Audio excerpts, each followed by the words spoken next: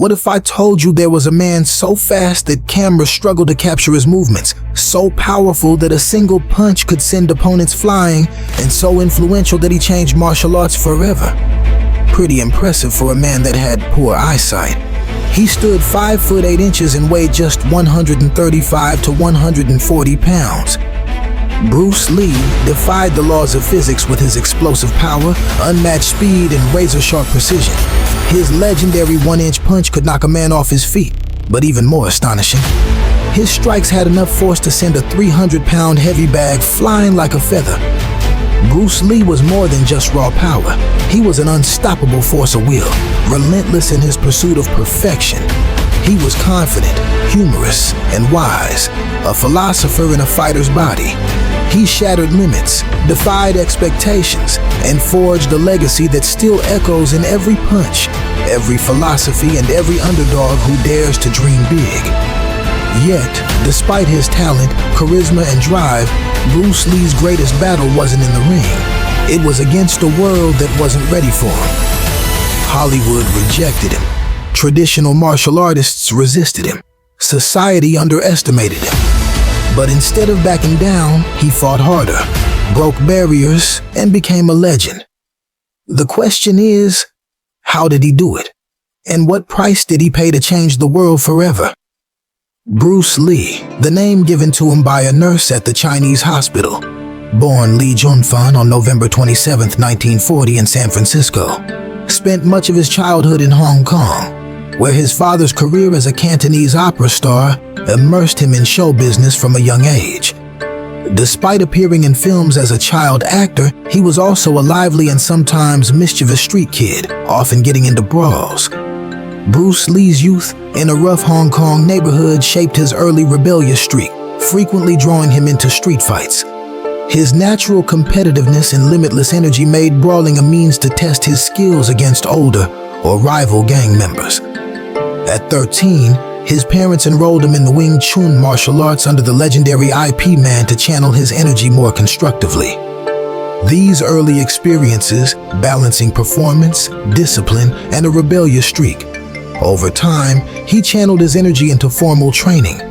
Wing Chun helped guide him away from frequent street fighting, steering his energy towards becoming a disciplined martial artist. Lee discovered the cha-cha in his mid-teens while still living in Hong Kong, drawn by the same fierce curiosity that led him to the martial arts. He threw himself into the dance with relentless passion, practicing precise footwork and rhythmic timing until he could move with effortless grace. So much so that he won the 1958 Hong Kong Cha-Cha Championship. That meticulous training translated seamlessly into his martial arts, sharpening his balance, agility, and sense of flow. Long before he electrified movie screens, Bruce Lee was already blending two worlds, dance and combat, to forge a style as fluid as it was formidable. Despite the risks, Bruce Lee still found himself leaping into street fights, testing his Wing Chun abilities at every turn. Worried that he might land in serious trouble or fall prey to the criminal elements lurking in Hong Kong, his parents decided the United States would offer a safer path and brighter horizons. So, in 1959, at just 18 years old, Bruce packed his bags and zoomed off to Seattle, ready to unleash the next thrilling chapter of his life. In Seattle, Bruce Lee transformed from a restless young fighter into a dynamic martial arts innovator. He balanced finishing high school, delving into philosophy at the University of Washington, and teaching his fledgling Junfan Kung Fu, named after his Chinese given name Lee Junfan, to a growing circle of curious students. This personal fusion of Wing Chun concepts and Bruce's own evolving ideas would later be refined and renamed Jeet Kune Do, a philosophy of combat that emphasized directness, simplicity, and personal expression.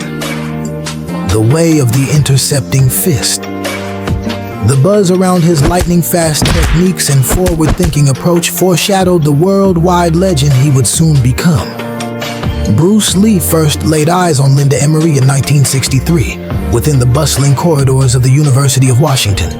At the time, he was juggling college classes with late-night martial arts sessions, and she was an intrigued freshman eager to learn from the passionate young instructor everyone was buzzing about. Their conversations began with kung fu lessons, but soon, friendship took root and blossomed into a warm, unexpected bond. Linda found herself captivated by Bruce's relentless energy and unwavering determination. He, in turn, was drawn to her gentle spirit and steady support.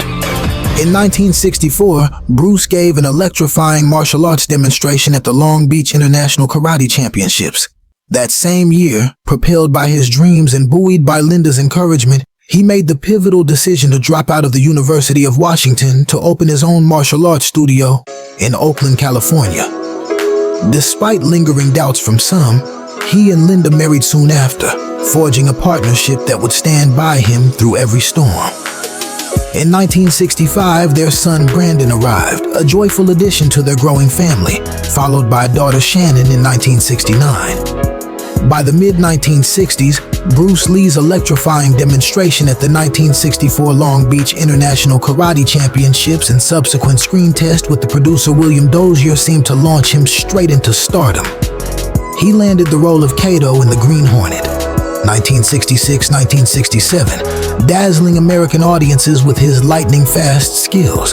Yet, despite this promising breakthrough, Hollywood executives remained stubbornly hesitant to grant an Asian actor a leading role. Their reluctance sparked growing frustration for Bruce, especially when he was overlooked for the very role he inspired in Kung Fu. Disappointed and feeling stifled, he returned to Hong Kong in 1970, determined to forge his own path. There, he released a string of martial arts blockbusters: The Big Boss, 1971, Fist of Fury, 1972, and The Way of the Dragon, 1972, that made him a superstar across Asia. During this turbulent period, Bruce became entangled with Betty Ting Pei, a Taiwanese actress who was making waves in Hong Kong's film industry in early 1972. They met at the Hyatt Regency Hong Kong, where Lee was accompanied by his wife Linda and producer Raymond Chow. Their acquaintances developed into a close friendship, and they were known to spend time together socially, sparking allegations Bruce Lee was having an affair. This was later confirmed in a 2006 radio interview that the rumor was true, stating that she was indeed his mistress. She was the fly girl, known for being bold. Regarding Bruce Lee's wife, Linda Lee Cadwell, there is limited public information about her awareness of any alleged affair, leaving room for speculation. Some reports suggest that Linda was aware of Bruce's close relationships with other women but chose to focus on their family and his legacy. According to the book Bruce Lee, A Life by Matthew Polly, this was not the only affair that was speculated. Well-known American actress Sharon Farrell met Bruce on the set of Marlowe in the parking lot. She stated, "He was the first man I had ever been with who had such a beautiful body. Those abs, his muscles were so defined, it was as if they were chiseled. Bruce was the most incredible lover I've ever been with.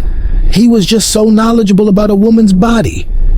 Eventually, she would leave Bruce for the actor Steve McQueen, stating, "But he was married and didn't have a pot to pee in. Steve was successful. He was my protector. I was in lust with Steve, but Bruce was the love of my life." After achieving overwhelming success in Hong Kong, Bruce Lee caught Hollywood's attention, leading to the Warner Brothers and Golden Harvest co-production of Enter the Dragon, 1973. Although primarily filmed in Hong Kong, the movie marked Bruce's triumphant return to a Hollywood that had once underestimated him, catapulting him to global superstardom. Tragically, this ascent was abruptly cut short on July 20th, 1973. Earlier that day, Bruce had been at the apartment of his mistress, Betty Ting Pei, discussing the script for Game of Death. He complained of an excruciating headache, a symptom he had experienced before on May 10th, 1973, when Bruce collapsed during a dialogue replacement session for Enter the Dragon, suffering from seizures and headaches. Doctors diagnosed him with cerebral edema, a condition characterized by swelling of the brain, which they managed to reduce. allowing Lee to resume his normal activities. On that fateful July day, Betty provided Bruce with Equagesic, a well-known painkiller. After taking the medication, he went to lie down and never woke up. When he failed to wake up, Ting Pei attempted to revive him and subsequently called for medical assistance. Lee was transported to Queen Elizabeth Hospital in Hong Kong, where he was pronounced dead. The official cause of death was cerebral edema, or swelling of the brain. Over the years, various theories have emerged regarding the underlying cause of this condition, including hypersensitivity to medication, heat stroke, and, more recently, hyponatremia. But could Bruce Lee's incorporation of raw meat into his diet have contributed to his health issues? He was known to blend raw hamburger meat into his protein shakes, a practice that was unconventional at the time. This approach was part of his broader commitment to optimizing his nutrition to enhance his martial arts performance. Consuming raw or undercooked meat can lead to various health issues. In severe cases, complications such as inflammation of the heart muscle or brain can occur. Bruce Lee's untimely passing at the age of 32 left a profound impact on the world, cutting short a remarkable career that had only just begun to reshape cinema and martial arts. Tragically, in 1993, Bruce Lee's son, Brandon Lee, also passed away.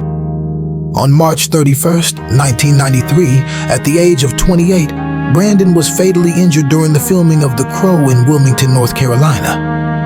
In a scene where his character was to be shot, a prop gun malfunctioned due to improper handling of dummy and blank ammunition.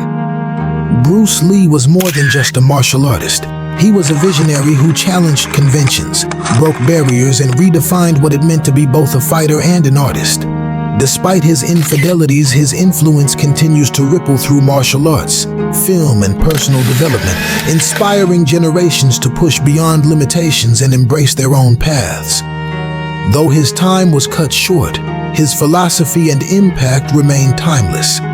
The question is, how will the next generation carry forward his legacy and redefine greatness in their own way?